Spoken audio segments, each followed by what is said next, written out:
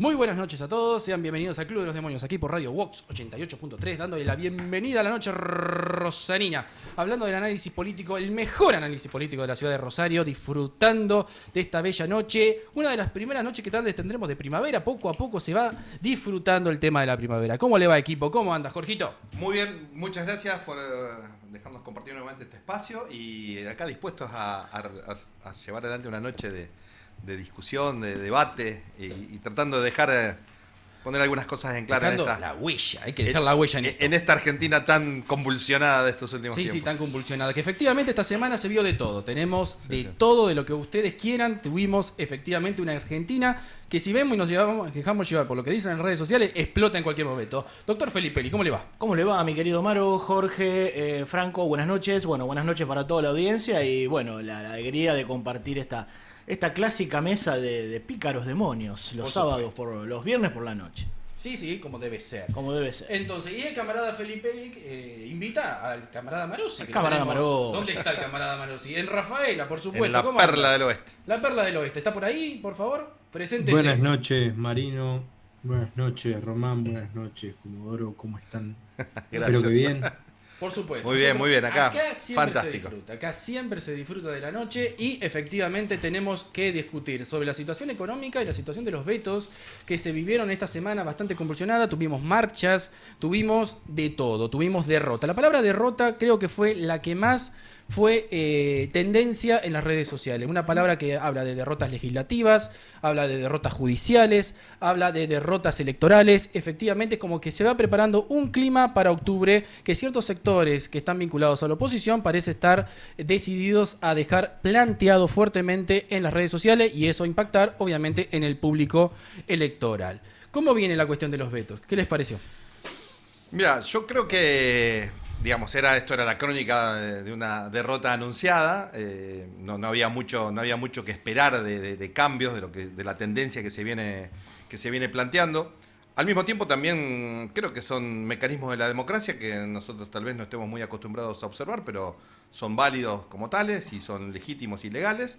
Así que será cuestión de ver cómo el gobierno recibe este impacto, si comienza a desarrollar, a andar una senda del aprendizaje político, porque evidentemente esto lo único que demuestra, desde mi punto de vista, es una verdadera ineficacia e ineficiencia en el manejo de la política, del arte de la política. Una torpeza. Sí. Y creo que, bueno, que esto no creo que signifique el fin de un gobierno, ni mucho menos, pero sí es una alerta de alto grado y que implica que, bueno, van a tener que ponerse a trabajar duramente, no solamente hasta las elecciones, sino posterior a las elecciones para completar su mandato y para empezar a hacer política verdaderamente. No, lo que se pasa y la verdad que lo que se siente y se percibe es que tal vez, como dicen muchos, el gobierno no llega. Como que todo el mundo está diciendo lo mismo. El gobierno no llega, el gobierno posiblemente se quede sin nafta, tenga que hacer cuestiones y cirugías bastante importantes antes de octubre o después de octubre. Pero lo que sabemos definitivamente es que el gobierno está como haciendo pasos torpes que no sabemos todavía muy bien si quiere encarar la cosa, como habíamos dicho en nuestro programa pasado, pactando o generando esta cuestión de seguir hacia adelante con esta cuestión de llevarse puestos a todos, o esta cuestión de empezar a negociar. Parece que hizo una especie de cuestión intermedia entre abrir un diálogo con los gobernadores, que son los actores principales que están pidiendo su cabeza, y la cuestión de ver si los ATN, la cuestión de los aportes del Tesoro, empiezan a calmar un poco su furor. Sí, la típica negociación a través de la regulación de la billetera. Bueno, sobre si el gobierno va a caer o no va a caer, va a llegar o no va a llegar, obviamente a nosotros en la facultad nos enseñaron a no hacer la diferencia entre análisis y futurología. No lo sabemos. Pero sí nos enseñaron a tratar de leer determinadas señales que podrían potencialmente mostrarnos cuál sería el camino. El gobierno está atravesando, primero ha sufrido una durísima derrota electoral, si bien no en una elección nacional, pero sí provincial en el principal distrito del país. Eso ya es una señal muy importante, y ahora está por enfrentar en el peor de los escenarios. En el peor de los escenarios, sí, una elección nacional ahora próximamente en octubre. Yo creo que, coincidiendo un poco con lo que decían ustedes, ¿no? Me parece que el gobierno en algún momento sobreestimó el capital político que tuvo en los primeros 6 meses de su gestión, llamativamente alto para mí, pero para mí que lo tuvo. Y hay, como decía Jorge, una muy mala arquitectura política. Es decir, a nosotros nos enseñaban en la facultad, ¿no?, que la política tenía como 2 dimensiones, la dimensión agonal y la dimensión arquitectónica. La agonal es cuando, dentro de lo que son las reglas del sistema democrático, uno puja con las otras opciones en la arena electoral, digamos. Es un conflicto, pero regulado, a través de la elección popular. Y la política arquitectónica es, bueno, una vez que ya que gané, antes también coinciden, pero una vez que ya gané ya no hay más puja, más allá de la puja propia de la política diaria, pero hay que empezar la arquitectura, hay que empezar a gobernar, hay que sentarse, acordar, ver cómo salieron los números. Si no tengo mayorías en el Congreso, tengo que generarlas, tengo que tender un puente hacia los gobernadores. Bueno, tengo una multiplicidad de actores. Me parece que el gobierno como que sobreestimó ese capital político, esa legitimidad de origen que tuvo, pensando que quizás con eso le alcanzaba como para implementar medidas a partir de las cuales fue generando una multiplicidad de enemigos, de personas que quedaron decepcionadas, tanto interno como externamente. Es decir, esta división que decíamos de agonal arquitectónica coincide con la división de la legitimidad de origen y la legitimidad de ejercicio.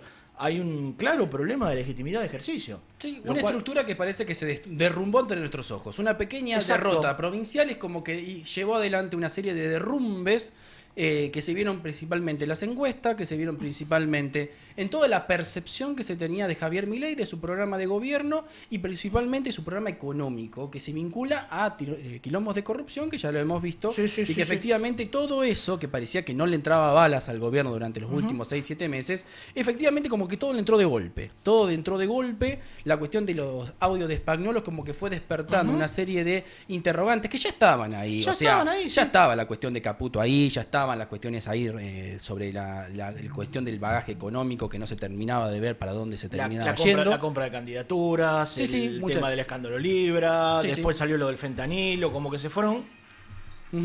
Y fíjense, Maro, Franco, Jorge, cómo a veces la historia se repite, pero como con actores diferentes. Yo recuerdo que, no sé si se acuerdan ustedes, en un episodio bochornoso en el 2018, después de o fue en el 2019, no me acuerdo, después de las PASO, donde el gobierno de Macri tuvo una derrota, pero había perdido por el 60%, una cosa aplastante, se lo vio a Macri como profundamente conmocionado, impactado por el resultado. Y en una conferencia que dio junto con el que era su candidato a vicepresidente, Pichetto, y dijo, básicamente le dijo a la gente, ustedes no saben votar, y yo desde acá puedo hacer mucho daño, dijo. Una cosa horrorosa, que después tuvo que salir a pedir disculpas, sobre todo por pedido de Pichetto. Bueno, y se dio un hecho muy parecido en una de las típicas conferencias de prensa del vocero presidencial, Manuel Adorni, donde dijo, bueno, yo les voy a decir lo que va a implicar ahora esto que acaba de votar el Congreso. Si ustedes quieren que nosotros financiemos a la universidad y al Garrahan, bueno, vamos a tener que aumentar el IVA al 24%, suspender el funcionamiento del Congreso por 4 meses... Un discurso así de chantaje y de amenaza, como queriendo decir, ustedes votaron esto, bueno, ahora les va a pasar esto. Pero por supuesto, a ver, en base a la comunicación agresiva que tiene el gobierno, donde ve todos, no como esa cuestión que vos dijiste del rejuego de la democracia, en base a ver al otro como adversario, sino verlo al otro como enemigo, tiene esta cuestión de ir para adelante, efectivamente, a la mejor Apple, a la mejor cuestión comunicacional agresiva, que hace que efectivamente al otro no le podés ceder ni un ápice. Efectivamente, si ven sangre, efectivamente van a operar en consecuencia. Franco. Creo que también es una oportunidad para el gobierno de justamente salir de ese brete en el que se puso con el tema comunicacional y buscar serenar y convocar al resto de los actores para conformar algo que le permita salir adelante. Solo no va a ir a ningún lado. O sea, lo que demuestra la elección es que toda la negociación se basaba en que si tenías a Milei en contra ibas a perder las elecciones, por el caso de los gobernadores. O sea, ese era su capital político, su popularidad, ¿no es cierto? Pese a no tener gobernadores, intendentes, concejales, etcétera, ¿no es cierto? La elección en Buenos Aires lo que demostró fue que claramente ese capital político no existía, ese capital electoral, o no existía en la magnitud que los gobernadores creían. Entonces generó esta crisis. Llegado a este momento, como crisis también es una oportunidad, y creo que el gobierno debería serenarse, pensar, y como en el boxeo, una vez que caíste a la lona, tenés que levantarte y seguir. Y repensar lo que estás haciendo, porque si vas al frente y te llenan la cara de dedos, tenés que pensar otra estrategia. Bueno, tal vez es momento de jugar de más lejos, tal vez es momento de juntarse con los gobernadores, de que el presidente se junte con los gobernadores, que el presidente en persona, porque yo sé por qué siempre tiene que ir Franco o el ministro el pseudo ministro de Interior que tienen, el tipo se junte con los gobernadores, que hable él con los gobernadores, no que solamente tenga como interlocutor a Scott Bassett o a Trump. Sí, eso creo que es momento de que el presidente visite el interior, que se reúna con los gobernadores, que hable él en persona con los gobernadores, que ofrezca, que tienda una mano, que tienda una rama de olivo, y que los gobernadores no creo que no acepten, porque en general han sido bastante receptivos. Ahora son un poco más duros, pero más básicamente por quemarse con leche. Sí. Además, y digamos, reafirmando lo que plantea Franco, es una verdadera oportunidad, porque los gobernadores también saben que la alternativa, si el gobierno cae, los deja a ellos más afuera de lo que están ahora. Porque la alternativa es kirchnerismo puro y duro, con la versión mejorada y ampliada de toda la sed de venganza. Así, y la primera decisión del presidente que salga electo de la Asamblea Legislativa, que para mi visión no va a ser Victoria Villarroel, sino va a ser un miembro del kirchnerismo puro y duro. La primera decisión es una reedición de 1973. Indultar a Cristina Kirchner. Y indultar a Cristina Kirchner, llamar a una nueva Asamblea Legislativa y coronarla emperadora de la República Argentina. Eso es muy claro de que todos estos gobernadores que ahora se hacen los cocoritos quedan. Por supuesto. Hay gente que esto lo ha determinado muy claramente. No hay otras propuestas. O sea, como que la oposición es como que siempre está presentando lo mismo de siempre. Como que Cristina libre, Cristina presidenta. No es se ve la única opción. No se ve algo. Igual mucha gente dijo que el axelismo, el quisilovío, si se quiere, inició y que efectivamente está divorciado de Cristina y que efectivamente es algo nuevo. Eso es por la galería. Sí, obviamente. Pero a la gente le sirve, ¿eh? A la gente le ayuda mucho al voto indeciso. No va a llegar por el voto popular. No lo sabemos. Va a llegar por la Asamblea Legislativa. El que reemplace. Eso es futurología. El que reemplace a. Eso es lo futurología. No haga futurología. No me haga futurología acá en la mesa, por favor. Bien, perdón. O sea, sí. Mala mía, pero bueno. Franco, por favor, decinos. No, que otra cosa que nos han demostrado las elecciones de este año es que el peronismo, si bien tiene aún fuerzas como para sacar los mismos votos que saca hace 50 años en la provincia de Buenos Aires, dale algunos más, dale otros menos, de acuerdo al crecimiento poblacional, está muerto y enterrado. O sea, son un tren fantasma y no los vota nadie. Sinceramente, pierden todas las elecciones. Lo que vimos. El peronismo, la única elección que ganó es la de Buenos Aires y perdió contra la gente que no fue a votar. Sí, esa es la cuestión. Y Kicillof sacó menos votos que los que no tenían ni ganas de ir a votar. O sea, cualquiera que sea capaz de captar a los desencantados de Milei o al votante de Milei, le gana a Milei y al peronismo, las dos cosas. Esa es la cuestión. Que aparezca alguien que efectivamente ese voto lo pueda captar, todavía no está la cosa clara. Claro, que aparezca alguien. Eso todavía no se ve. Efectivamente. Ni ahora ni en el corto plazo. En el corto plazo, por supuesto que no. Mucha gente lo que se pusieron a buscar es a posicionar gente, eso sí. Kicillof, obviamente, el periodismo gran parte del periodismo se puso a posicionar a Kicillof. Otra parte del interior a Schiaretti, se habló de una posibilidad de que Schiaretti asuma y que efectivamente desde la Cámara de Diputados, o sea, una cosa muy extraña que podría llegar a ser presidente. Se habló mucho de Villarroel, que de si antes o después del 10 de diciembre, efectivamente, si la renuncia de Milei se daba en determinado momento, se tenía que llamar a elecciones o no. Futurología hicieron todos, eso sí.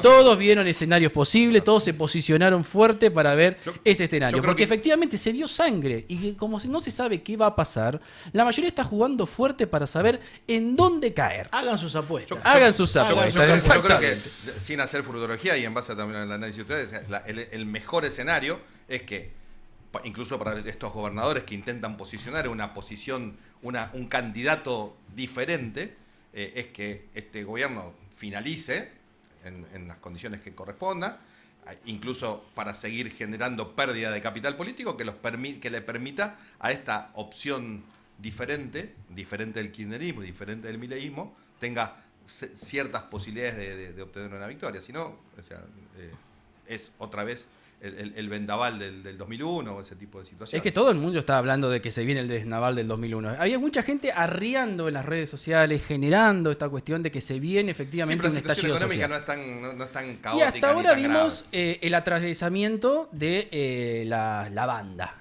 El dólar ya dejó de flotar un poco. El dólar ahora se está efectivamente siendo fuertemente intervenido por el Banco Central. Efectivamente se han vendido muchas reservas para sostener un dólar que efectivamente está en 1.500 hoy en día. O sea, ya atravesó lo que Milei decía que efectivamente no iba a pasar y que efectivamente ese dólar a 1.000 que él pronosticaba no se dio. Y mucha gente está hablando del dólar 1.800 a 1.900. Se está hablando de todo tipo. Que obviamente eso arría muchísimo a la parte baja, que se ve que efectivamente todos sus ahorros se están licuando. Sí. Sí, dos notitas muy breves.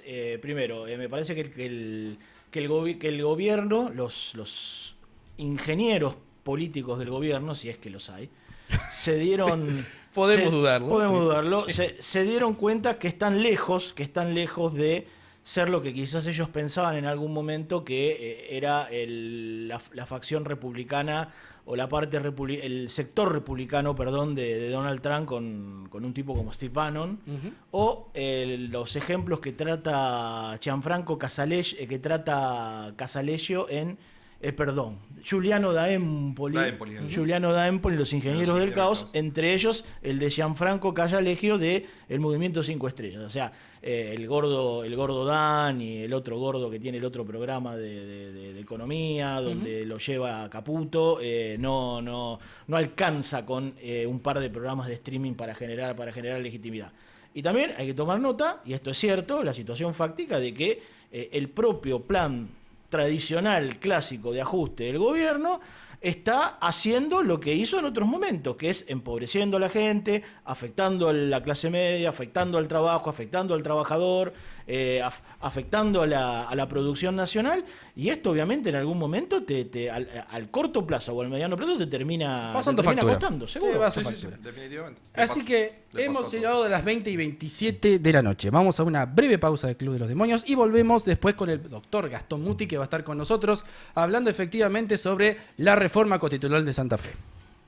Del Club de los Demonios, aquí por Radio Vox, disfrutando de la noche rosarina, una noche cargada de política, analizando los pormenores del gobierno nacional, que efectivamente después de la derrota electoral del 7 de septiembre en la provincia de Buenos Aires, abrió toda una serie de interrogantes en la economía, en la política, en la situación judicial, que parece haberse acrecentado con la cuestión del caso Libra, la cuestión de los audios de Spagnuolo, la intervención del director de la derecha a Diario, que efectivamente fueron enrareciendo bastante el clima político propio de lo que se espera para una semanita antes de octubre. Ya estamos en septiembre todavía, muchachos. O sea, estamos viviendo un clima político que se va enrareciendo paso a paso, minuto a minuto, a veces pareciera. Y acá en Santa Fe es otra situación. Es una situación que el gobierno demuestra totalmente otra cosa. Es una situación bastante distinta. La coalición de gobierno efectivamente ha llevado adelante una reforma constitucional para el parecer exitosa, que efectivamente, salvo algunas voces disonantes que intentaron como deslegitimar el origen de la propia idea de reforma, salvo esa en general, y algunas que otros chanchulos con respecto a ciertas palabras del presidente de la convención, Felipe Miklin, con respecto a cara trompada a determinada persona, salvo algunas notas de color, efectivamente vemos que la reforma constitucional ha sido un éxito, y para eso hemos traído efectivamente a uno de los especialistas nuestro de la casa, que efectivamente nos va a ir un poco desentrañando esta situación de lo que se va a vivir ahora en adelante en las instituciones políticas de la provincia de Santa Fe. Gastón Muti. Muchas gracias por la invitación. Por favor, es un hombre de la casa. Sí. ¿Usted dice? Sí, por supuesto. Es uno más del equipo. Es uno más del equipo, es un demonio honorario. ¿Cómo no lo vamos a tener? Formador de demonios. Es formador de demonios. Él es un demonio y forma demonios. Me queda claro. Eso como profesor, ex profesor mío, eso lo pongo ahí, lo firmo ante quiera, que es un demonio total. Por favor, Gastón, contanos un poquito. ¿Qué te pareció a vos este proceso de reforma constitucional en general? Primero otro razonamiento. Ujú. Cuando recién decías en la presentación que Acércate. no está pasando lo mismo en el ámbito de la provincia que en el ámbito nacional, Ujú. eso es bien importante y bien interesante. ¿Por qué? Porque lo que nos está mostrando es que las dinámicas de las provincias son diferentes que las dinámicas de la nación. Ujú. Entonces, esto no es un punto para nada menor y parecería que el gobierno nacional en algunos aspectos no lo ha entendido, porque pretende que las propias provincias, estamos hablando de Corrientes, estamos hablando de Chaco, estamos hablando de Santiago del Estero, Santa Fe, Córdoba, etcétera, Ujú. tengan la misma dinámica en cuanto a la formación de agendas, en cuanto a la formación de las políticas electorales, etcétera, que la nación.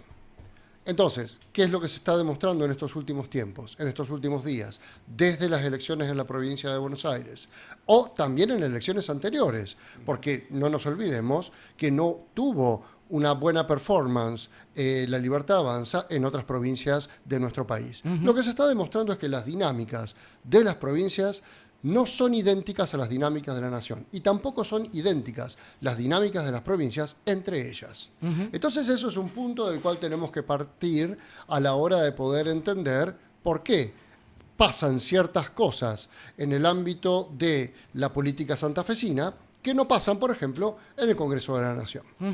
Entonces, allá tenemos un primer punto que para mí es relevante y que tenemos que tomar nota de lo mismo. Porque tal vez explicar la dinámica, vuelvo con la palabra, de la reforma constitucional de la provincia es explicar por qué la política de Santa Fe funciona diferente que la política en el ámbito nacional. Allí hay un dato que es interesante y es ver cómo fueron las elecciones que se desarrollaron aquí. El único lugar donde la Libertad Avanza logró tener un nivel de voto sustantivamente más importante fue la ciudad de Rosario. Si nos vamos al resto de la provincia, vamos a encontrarnos con los dos bloques que históricamente estaban funcionando, más partidos, menos partidos, pero allí dando vuelta. Me acuerdo que en una de las últimas charlas que tuvimos hacíamos esta misma diferencia cuando hablábamos de las identidades políticas, que a nivel nacional estaban colapsadas, pero que todavía en lo local, cuanto más bajabas a lo local, traccionaban mucho. Por cuestiones que tenían que ver con la vieja identidad y la tradición, pero también porque hay vínculos personales, familiares, bueno, es otra realidad, como vos bien decís. Regionales, claro. Desde ya. Y también por un tema de que, por ejemplo, escuchaba a la vicegobernadora en el día de ayer hablando de cómo su fuerza PRO debe manejarse en el ámbito de la política provincial. Y diferenciándose de cómo el PRO se está manejando en el ámbito nacional, por ejemplo. Entonces ahí vamos a tener esos datos que son muy sintomáticos.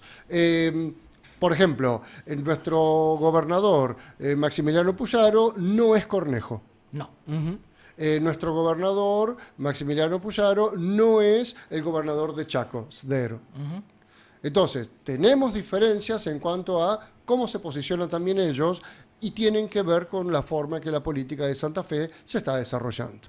Creo que juega de una forma definitiva el bloque gobernante de la provincia a mantener ese formato para los próximos comicios y para los próximos años. Sí, por supuesto. Hay una fuerza que se ha consolidado y que ha hecho una reforma a su medida. Has hecho una reforma fuertemente a su medida y que a la vez que el voto que ha simbolizado la provincia de Santa Fe, 51%, que ya lo hemos hablado varios, que es un dato a tener en cuenta, donde vemos que las elecciones están, el gobernador de la provincia tiene una fuerza que del 50%, 51%, un 20% lo votó.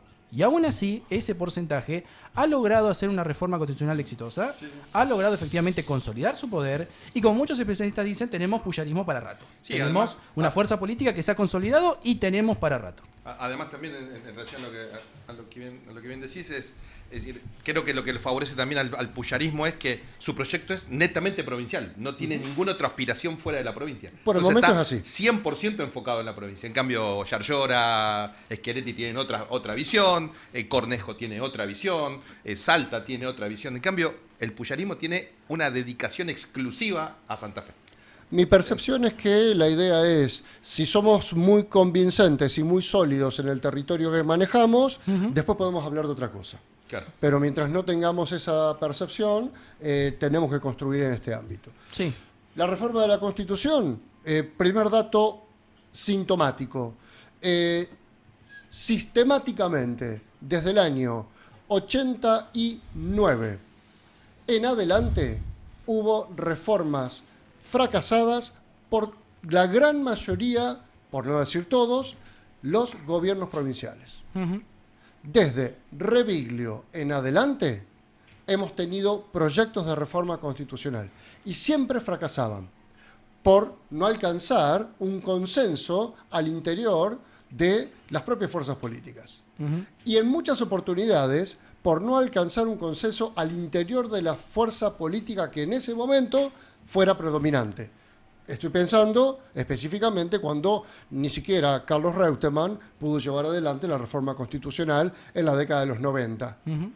O cuando Obey no la pudo llevar adelante. O cuando todas las instancias de gobierno de lo que fue primero el Frente Progresista Cívico y Social, en sus distintos gobiernos, tampoco pudieron llevarlo adelante. Entonces es bien importante que lo que se logra destrabar es un veto múltiple que se establecía entre las propias fuerzas políticas para decir algo así como: nadie va a reformar la Constitución de la provincia porque de eso depende mi supervivencia como fuerza política. Exacto. Este 30 y 30 y 30 es como que lo hemos mantenido de tal manera que esto se rompió mucho, y lo vimos por lo menos en la última elección, cuando vimos que el Frente Progresista Cívico y Social, lo que ha venido después con el Partido Socialista llevando adelante, y cambia a la Unión Cívica Radical como el nuevo actor el que logra impulsar, vemos que absorbe al PRO, que se había quedado con un electorado de un 25-30% que era característico. Y tuvimos en la última elección que Maximiliano Puyaro se entrona como gobernador, esas dos fuerzas como conviviendo. Y esas dos terceras partes, para mí, fueron lo que hicieron esos consensos, lograron esos consensos y dejaron a un tercio afuera. Y lo importante es que a su vez hubo una tolerancia del socialismo hacia el PRO y del PRO hacia el socialismo. Claro. Que eso era lo que había una traba muy fuerte en gobiernos anteriores. Claro, y que terminó de dejar afuera el peronismo. Exactamente. Completamente, lo desarticuló por completo. Y permítanme sumar un factor adicional que es un proceso interesante también de comparar con lo que pasó en el 94, cómo se retira del escenario por voluntad propia un actor no propiamente del sistema político, pero que está en los fundamentos del sistema político, que es la Iglesia Católica. Por lo menos los que adherimos a una visión católica de la política, lo que hicieron los arzobispados de Santa Fe y de Rosario nos pareció vergonzoso. Pero cuando uno estudia lo que ha venido pasando en la Iglesia, y en la Iglesia argentina desde por lo menos hace ya 20, 30 años, estaba leyendo a un autor, un coterráneo tuyo, Gastón, el doctor Héctor Hernández, de San Nicolás, una figura muy importante del nacionalismo católico acá en Argentina, prestigioso profesor, una excelente persona, pero un gran... Padre del futbolista. Sí, hermano de Patricio. Hermano de Patricio Hernández, sí señor. Exactamente. Tío de Juani. El jugador de los Pumas. Exactamente. Citemos a toda la familia ya que estamos aquí. Sí, una familia prestigiosa. Una familia excepcional. Adelante. Y él en un libro que publicó sobre, analizando diversos fenómenos que tenían que ver con esta cuestión de la religión y la política, contó una anécdota de Eduardo Menem en el 94. En la Constitución del 94, si ustedes recuerdan, se introdujeron una serie de reformas que supuso correr bastante a la Iglesia si bien se mantuvo el sostenimiento del culto y se hicieron interpretaciones sobre eso, creo que es el artículo 2 o el 3, no me acuerdo. Se sacó la confesionalidad del presidente y se reformó del artículo 75 la obligación que tenía el Congreso de evangelizar a los pueblos indígenas. Entonces hubo un movimiento de católicos militantes. El menemismo, en cierto sentido, en sus múltiples facetas, era muy conservador en algunos aspectos. tema del aborto. En este caso lo tomaron Eduardo Menem, que era una figura prominente de la época, para que desde dentro de la comisión él tratara de frenar eso. Y Eduardo Menem tuvo que frenar, dice, cuando se enteró que los que proponían esos cambios eran los propios obispos, era la Conferencia Episcopal Argentina. Bueno, con lo cual vemos que me parece que esa crisis profunda que tiene la Iglesia ya desde el 65 hasta ahora incide en esta retirada paulatina, por lo menos de los textos normativos, donde le daban a la Iglesia Católica, yo creo que un lugar que le corresponde por su incidencia histórica y por lo que importante que es la fe católica en lo que hace, más allá de las creencias religiosas, pero lo importante que ha sido la religión católica para la consolidación de la cultura argentina. Más que nada porque se llama Santa Fe, la provincia, Sí, y en bueno, particular la Iglesia Católica tendría que tener... La ciudad de Rosario. Y la ciudad de Rosario. Pero independientemente de eso, la nueva Constitución nombra a la Iglesia Católica, no nombra a los otros cultos individualizándolos, sino que los nombra como colectivo, y la única que es nombrada es la Iglesia Católica. O sea, ahí hay un elemento de negociación. Hubo una negociación. Hubo una sí. negociación, por De supuesto, negociación en el cual sigue estando el nombre en la Carta Constitucional. Hace unos días yo publicaba un pequeño texto de opinión informativo en radio, en el portal de la Radio Universidad Nacional de Rosario. Se lo mandaba a Marino los otros días. Y creo que ahí hay un dato que es bien interesante para poder plantear en cuanto a cómo se ha dado la dinámica de la reforma. En primer lugar, las elecciones lograron que una lista de personas conocidas deportivamente pero ignotas para la política obtener 3 convencionales que fueron la llave que permitió abrir la reforma constitucional. Ese es el dato que nosotros conocemos, que sabemos los sucesos posteriores del fallecimiento de Oliveras, etcétera, pero lo que nosotros tenemos allí es que ahí se abrió la llave para la reforma y para tener los votos suficientes para poder llevarla adelante. En el sentido que el gobierno quería. Ahora, el gobierno fue igualmente negociando distintas cosas. ¿Por qué? Porque ahí me interesa lo que Roberto Gargarella, un constitucionalista muy interesante, que fue ayudante alumno de Carlos Nino, que fue otro constitucionalista de máximo prestigio para nuestro país. Muy allegado a Alfonsín, ¿no? Alfonsín, bueno, fue quien le diagramó la política de derechos humanos a Alfonsín en el año 84-85. Sí, señor. Perdón, fue uno de los que. Uno de esos. Exactamente. Ahora, lo que Roberto Gargarella dice es muy importante. ¿Por qué? Porque él, haciendo estudios de reformas constitucionales en otras provincias y en otros países, lo que se encontraba es que hay una altísima capacidad de receptar nuevos derechos y una bajísima capacidad de modificar lo que él llama la sala de máquinas. ¿Qué es la sala de máquinas? Donde se toman las decisiones en los gobiernos. Entonces, ahí es un punto interesante, porque creo que la reforma constitucional en Santa Fe también tocó la sala de máquinas. ¿Dónde la toca? La toca con el tema de la no más allá de 2 reelecciones por parte de todos los cargos electivos de la provincia. Y eso fue crucial para el Senado. Eso es impresionantemente importante para el Senado, porque el Senado en nuestra provincia tiene una tradición muy grande de senadores que han durado décadas. Más de 20 años. Exactamente. Entonces, ahí se está modificando la sala de máquinas. Se está modificando la sala de máquinas con el tema de las autonomías municipales. ¿Por qué? Porque ahora el dinero se va a tener que repartir de otra manera. Se está modificando la sala de máquinas, ¿dónde también? En las atribuciones que tienen cada uno de los poderes. Pero fundamentalmente, donde más se ha modificado es en el ámbito de la justicia. Porque se han introducido en la Carta Constitucional leyes o institutos que todavía estaban por fuera de ella. Y también se toca la sala de máquinas cuando se pone el voto a partir de los 16 años como voto optativo.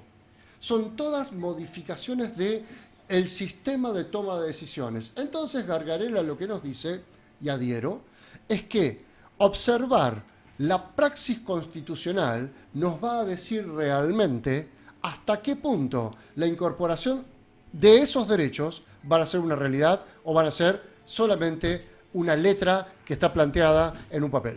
Franco, ¿estás por ahí todavía? Sí, estoy escuchando. Adelante, por favor, yo no te quiero sacar de la mesa. No, tengo una pregunta para Gastón, quiero conocer su opinión al respecto. Al principio hablábamos de la diferencia entre los esquemas políticos provinciales y nacionales, ¿no es cierto? Te quería consultar, ¿te parece que es un momento en el cual las provincias van a estar en condiciones, producto de la debilidad de un gobierno y la fortaleza que tienen al parecer los sistemas políticos en las propias provincias, de imponer condiciones al gobierno nacional hacia una reforma del federalismo? Interesantísima pregunta la que haces, fundamentalmente por lo siguiente. Hasta hace 4 meses uno podría decir quien tenía la capacidad decisoria era el gobierno nacional. ¿Por qué? Porque en la práctica los gobiernos provinciales tenían que ir al pie del gobierno nacional, casi a mendigar anticipos del Tesoro de la Nación. Sí, sí. Entonces, lo que nosotros estamos observando en este momento es que la conformación de una liga de gobernadores con ideologías muy distintas, con praxis políticas muy distintas, con tradiciones de cultura política cada una de esas provincias muy distintas, no es lo mismo Chaco que Córdoba, no es lo mismo Corrientes que Santa Fe. Igualmente, abre la puerta para que se empiece a discutir formas distintas de federalismo que hasta este momento no estaban previstas que se pudieran llevar a la práctica. Nuestra Constitución Nacional prevé las formas en que el federalismo debe funcionar. Nuestra Constitución Provincial reformada también lo prevé, porque nos habla del federalismo coalicional, el federalismo de acuerdos, tanto a nivel local, provincial, regional y nacional. Ahora, ¿hasta dónde van a seguir teniendo la fuerza los gobernadores? Va a ser un toma y daca con el gobierno nacional, en el cual tendremos que ver si hay flexibilidad y pragmatismo por parte del gobierno nacional para alcanzar ese tipo de acuerdos. Sí, y un punto donde se va a ver eso es si se logra modificar o no el esquema fiscal, la coparticipación. Discusión de esta semana. Exacto. Discusión en la cual nosotros vemos que nuestro gobernador, en cierta forma, se mueve con una soltura que da envidia, en cierta forma, porque él no estuvo en la foto con el flamante nuevo ministro del Interior, pero recibió los ATN, él recibió los aportes del Tesoro Nacional. Que él no estuvo en la foto, pero efectivamente fue uno de los gobernadores de los 4 que fue beneficiado con el tema de ceder fondos del Estado Nacional. Bueno, y ahí vemos cómo eso no trajo aparejado naturalmente sistemas de cierta disciplina en el voto en la Cámara de Diputados o en el Senado de la Nación.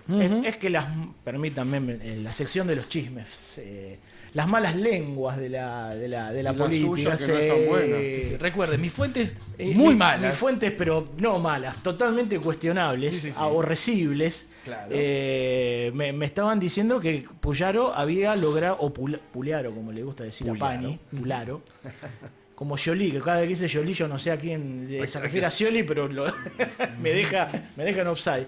Que Puyaro ha logrado un enorme consenso con presidentes de comunas y con intendentes, fundamentalmente peronistas, y es muy probable que estos fondos que recibió los use para consolidar esa relación y el voto a sus listas ahora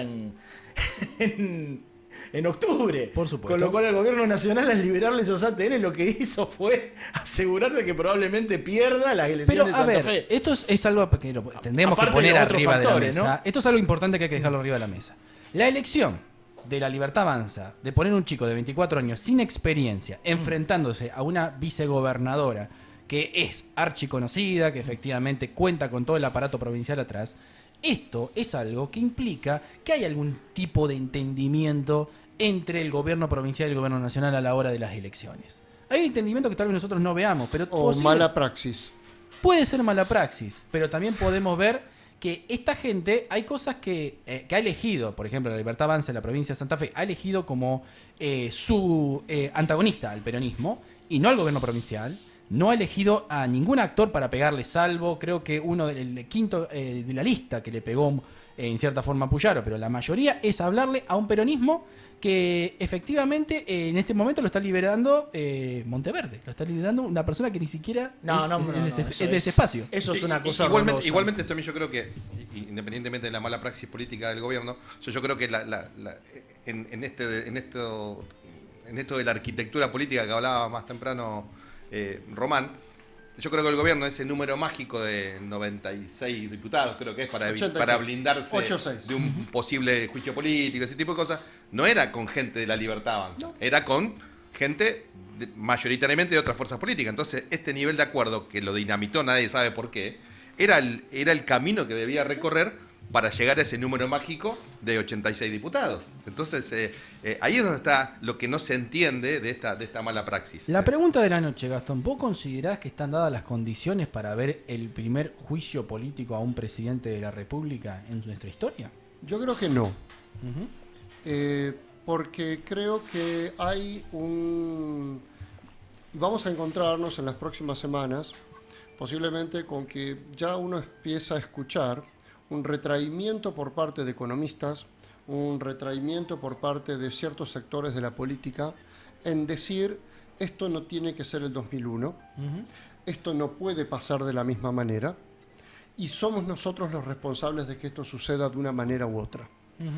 Entonces creo que ahí los Penato puede votar a favor de insistir con la ley, pero los Penato no va a votar un juicio político. Tampoco va a pasar eso con muchos diputados o senadores que están de acuerdo con los gobernadores que hemos nombrado recientemente. Ahí va a haber un freno y tiene que ver mucho en ese sentido cuánto de la insistencia en el ataque hasta personal que el señor presidente está haciendo con muchas de esas figuras políticas se modere o no. En última instancia, los ñoños republicanos lo van a terminar salvando. Los ñoños Es la visión republicana. Comparto plenamente. El partido del Estado. Los propios gobernadores que se están potenciando hacia un posible 2027 no necesitan eso. No quieren eso. No quieren eso porque sería el regreso inmediato del kirchnerismo y lo deja a ellos. Es lo peor que le puede pasar a Yarlora, es lo peor que le puede pasar a Schiaretti, es lo peor que le puede pasar a Puyaro, es lo peor que le puede pasar a etcétera. Pero incluso a ellos les conviene un presidente débil antes que ningún presidente. O sea, es mejor, les conviene tener un Pato Rengo 2 años que dependa de ellos para cualquier cosa y conseguir Por así supuesto. sus beneficios. Claro, totalmente de acuerdo. Un presidente disciplinado, lo que están buscando, Sí, efectivamente. Esto es por plata, no es por... Es por plata y por poder, no es por... No es por amor a la patria, eso nos queda claro. Sí, lo que es preocupante es que se sigue, es decir, y acá vuelvo a meter la cuchara nacional, no está en este momento desarrollándose un proyecto nacional. No. Es gravísimo lo que propuso ahora el gobierno de querer privatizar el sistema nuclear argentino. Sí, Pichetto estaba diciendo. Este tipo de cosas, si es que realmente todavía en los argentinos queremos tener un proyecto nacional y recuperar nuestra soberanía, que no la tenemos, es una opinión mía personal, por este camino no podemos seguir. Claro. Entonces me parece que es la clase política la que tiene que empezar a reflexionar sobre esto, bueno, y la propia sociedad también. Pero ahí tenés datos que son importantes. Una encuesta de esta semana te dice que el 89% de la población encuestada a nivel nación está a favor de la educación pública universitaria. Lo mismo pasa con una figura como es CONICET. Sí. Lo mismo pasa con energía atómica. Con el INTA. Lo mismo pasa con el INTA. Está establecidos Entonces, ciertos bienes públicos que son obviamente incuestionables, o sea, simbólicamente. Exactamente, y tiene una simbología abrumadora. Totalmente Que trasciende los gobiernos que se han inquebrantable. establecido. Exactamente. Entonces ahí es el ancla que tenemos para poder frenar esos intentos. Bien, efectivamente hemos llegado a las 20:57 de la noche. Efectivamente, La hora, como se dieron cuenta, pasa rapidísimo, volando, Pero un efectivamente. momento inmensamente delicioso, y Por más, supuesto. y más con la compañía de Hablando con amigos de política, Eh, siempre pasa rápido la cosa. con la ¿ves? compañía estelar de Gastón, que bueno, que es Sí, alguien sí. tan cercano a nuestros afectos y nuestro respeto. Sí, sí, rodeados de belleza, algunas con ropa de trabajo en particular, pero efectivamente dispuestos a disfrutar de este viernes delicioso en Pichincha. Seguramente nos retiraremos todos de esta bella mesa y nos veremos todos la semana que viene. ¿Les parece? Absolutamente. Gracias, Gastón, por tu favor, presencia gracias a y ustedes. efectivamente gracias, Juliano, por tu presencia como técnico. Nos estamos viendo, hasta luego y hasta el próximo viernes.